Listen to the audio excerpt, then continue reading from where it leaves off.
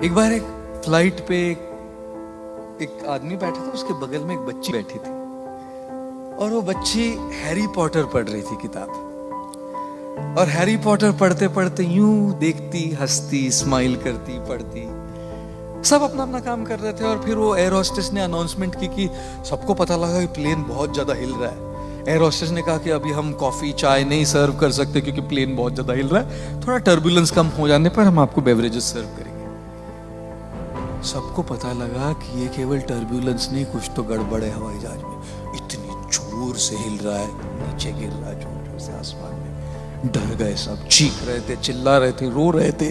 और पायलट ने अनाउंस किया कि इमरजेंसी लैंडिंग होगी। जब पायलट ने अनाउंस किया कि इमरजेंसी लैंडिंग करनी हो, सब बिल्कुल घबरा गए, चिल्ला रहे थे, रो रहे थे, पैनिक की स्टेट। और ये बच्ची हैरी पॉटर पढ़ रही है, अभी भी मुस्कुराते हुए हैरी पॉटर पढ़ रही थी। बड़े बड़े इंसान, बड़े बड़े बिजनेसमैन, लेडीज, सब लोग चिल्ला रहे, ये बच्ची बस किताब पढ़ के मुस्कुरा रही थी। फाइनली लैंडिंग हो गई, इमरजेंसी लैंडिंग। किसी को कुछ नहीं हुआ, छोटी छोटी खरोंचे थोड़ी, कुछ नहीं हुआ गड़बड़। सब लोग सेलिब्रेट कर रहे, चिल्ला रहे, हिप हिप पूरा, बच गए हम, सेलिब्रेशन। तब वो जो आदमी बैठा था उस लड़के के बगल में, उसने पूछा, बेटा इतनी सारी प्रॉब्लम चल रही थी, प्लेन हवाई जहाज पूरा ऊपर नीचे हो रहा, सब घबरा रहे थे, सब चीख रहे थे, सब डरे हुए थे, तुमको डर नहीं लगा बेटा? तुम तो मुस्कुरा रही थी, हैरी पॉटर पढ़ रही थी तुम।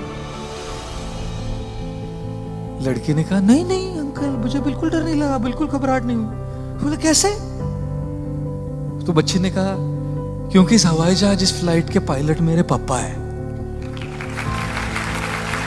और जब हवाई जहाज के पायलट पापा है तो मैं क्यों चिंता करूं लैंडिंग की?